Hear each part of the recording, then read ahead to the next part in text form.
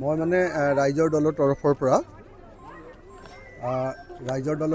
পৰা শিৱসাগৰ সমষ্টিত নিৰ্বাচন খেলিবৰ কাৰণে আমাৰ নিয়ম অনুসৰি 25,000 টকাৰ চেক দি 25,000 টকাৰ ড্ৰাফট কাটি আৰু লগতে আবেদন কৰি মোৰ আজিৰ লাষ্ট তাৰিখ আমাৰ 31 জানুৱাৰী গতিকে আজি আবেদন জমা দিলোঁ। কালিয়ে মই পইচাটো ড্ৰাফটত ভৰালোঁ। আজি আবেদন জমা দিয়া হ'ল। যুৱ বাহিনীৰ সভাপতিয়ে মোৰ হৈ তেখেতে আবেদন জনালে। মই গতিকে শিৱসাগৰৰ পৰা ইলেকশ্যন খেলাটো খাটাং হ'ল। বহুতে কৈছিলে যে ধুবুৰীৰ পৰা আপুনি খেলিব পাৰে।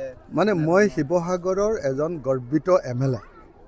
মই শিৱসাগৰৰ বাহিৰে পৃথিৱীৰ কোনো ঠাইৰ পৰাও ক'ৰ পৰাও ইলেকশ্যন নেখেলোঁ।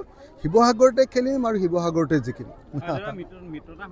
1 ফেব্ৰুৱাৰী তাৰিখৰ দিনা পুৱা 9 বজাত আমাৰ কেন্দ্ৰীয় কাৰ্যালয়ত বিৰোধী দলসমূহৰ মিত্ৰতা সন্দৰ্ভত আমি বৈঠক আয়োজন কৰিছোঁ। খুব বিশেষ জৰুৰী বৈঠক।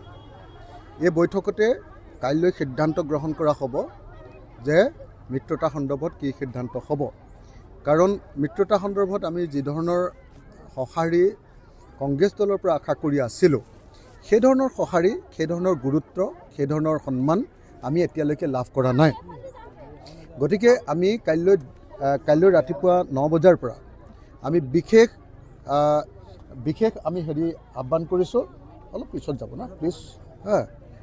তো আমি বিশেষ আপোনাৰ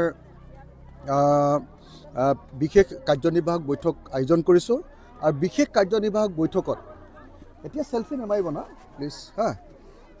বিশেষ কাৰ্যনিৰ্বাহক বৈঠকত আমি কাইলৈ সিদ্ধান্ত ল'ম।